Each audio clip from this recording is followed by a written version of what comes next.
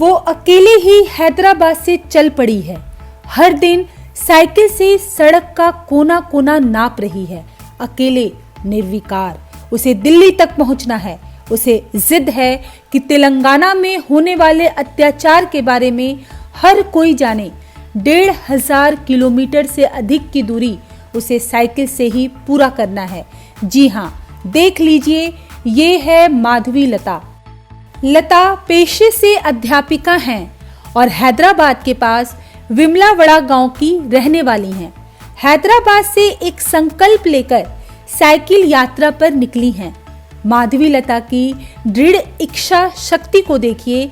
जब कोई यात्रा पर निकलने को तैयार नहीं हुआ तो वो 16 नवंबर को अकेले ही हैदराबाद से दिल्ली की ओर निकल पड़ी। इस यात्रा पर निकलने की पीड़ा भी लता ने बयान की कि किस तरह से आंध्र और तेलंगाना में एक धर्म विशेष के पूजा स्थलों को तोड़ा जा रहा है। उनकी आस्था के साथ खिलवाड़ किया जा रहा है। इस बात से आहत जब माधवी लता का किसी ने साथ नहीं दिया तो उन्होंने खुद ही इसकी रक्षा का बीड़ा उठा लिया। हमारे साइड में, हमारे आंध्र तेलंगाना में ज़्यादा अत्याचार हो रही है। बहुत गंदे गंदे काम हो रहे हैं। मूर्ति को तोड़ता है, मंदिर को तोड़ते है। इसलिए हम लोग नाराज हो रहे हैं उनकी वजह से। तो आप अकेले जा रहे हो? मैं अकेले, मेरे साथ आने को कोई हिम्मत नहीं है। मैं कोई लोगों से पूछा, वो जाने के लिए तैयार नहीं। माधवी लता को ये भी नहीं पता कि जिस मिशन में वो निकली हैं वो पूरा होगा भी या नहीं, लेकिन उन्हें पता है कि हैदराबाद से दिल्ली तक की यात्रा में 40 दिन लग जाएंगे। फिर भी इस कड़कड़ाती ठंड में उन्होंने अकेले ही ये यात्रा शुरू कर दी। दरअसल लता की साइकिल यात्रा का उद्देश्य न केवल इस बारे में लोगों को जागरूक करना है, बल्कि दिल्ली तक ये संदेश भी पहुंचाना है कि आंध्र प्रदेश में और तेलंगाना में किस प्रकार कुछ लोगों के साथ अत्याचार किया जा रहा है। 3 उद्देश्य है मेरा। एक, हिंदू पर अत्याचार बहुत होते हैं ना, वो बंद करने के लिए हिंदू अट्रॉसिटी कानून पार्लियामेंट में डालना, और गौमाता के साथ भी बहुत अत्याचार होते हैं ना, वो बंद करने के लिए गौमाता को राष्ट्रीय पशु घोषित करना, और घर घर देश में, पूरा देश में उनको अच्छी तरह से यूज़ करना। उनके गोबर को यूरिया तरह यूज़ करें तो केमिकल वाला फूड खाने को हम बच सकते हैं ना।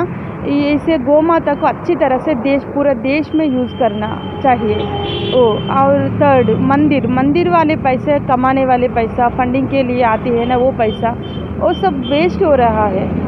मंदिर को कमाने वाले पैसा हिंदू को खर्च करना चाहिए। पूर पीपल इतना महंगा होते हैं, उनके लिए भगवान के दर्शन करना, वो दर्शन टिकट निकालना है, वो अर्चन टिकट, सब टिकट्स निकाल कर उनको खाना फ्री में देना है। हिंदू को भी खर्च करना चाहिए।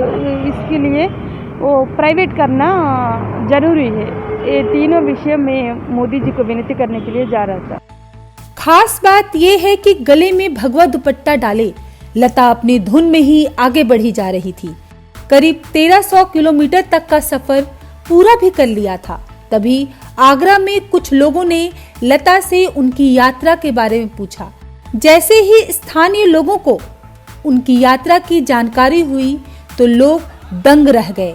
अकेली महिला के इस साहसिक कार्य को जानकर स्थानीय संगठनों ने लता का स्वागत सम्मान किया और उनकी मुहिम के साथ खड़े हुए।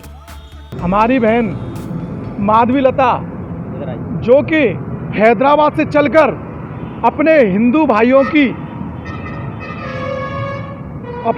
भाइयों को जागृत करने के लिए साइकिल यात्रा, जिससे मोदी जी तक एक संदेश पहुंचाना है कि अपनी हिंदू संस्कृति और अपनी गाय माता और मातृशक्ति और अपने भारतवर्ष में जितने भी मंदिर हैं उनको सुरक्षित करने के हेतु वहाँ से हैदराबाद से चलकर दिल्ली जा रही हैं। ऐसी मातृशक्ति को मैं हृदयपूर्वक धन्यवाद करता हूँ और तहे दिल से इनका सहयोग करता हूँ। जिसमें भी मेरी बहन को जो भी सहयोग की आवश्यकता होगी मैं अपनी बहन के साथ खड़ा हूँ। गौरक्षा क्रांति के युवा साथियों ने स्वागत किया है, सम्मान और होना चाहिए ऐसे सामाजिक कार्यकर्ताओं का।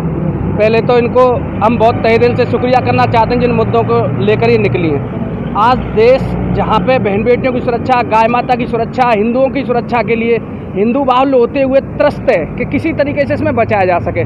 और एक आम आदमी अगर इसको लेकर के मोदी जी तक, अमित शाह तक जा रहे हैं तो ये बड़ी अच्छी बात है कि देश में एक जागरूकता हो रही है। और हमारी उधर भी अमित शाह जी से और मोदी जी से एक आशा है, इनकी भी आशा है जो वहाँ से चली है कि इन मुद्दों को भी केवल वही सुन सकते हैं। माधवी लता का उद्देश्य कितना पूरा होगा ये तो आने वाला वक्त ही बताएगा, लेकिन लता ये जानती है कि धर्म संस्कृति के प्रति होने वाले इस अत्याचार के खिलाफ किसी न किसी को तो आगे आना ही होगा। हैदराबाद से दिल्ली तक की यात्रा में जिस प्रकार आगरा के लोग उनके साथ उठ खड़े हुए हैं, ये अपने आप में उनकी सफलता की पहली सीढ़ी कही जा सकती है।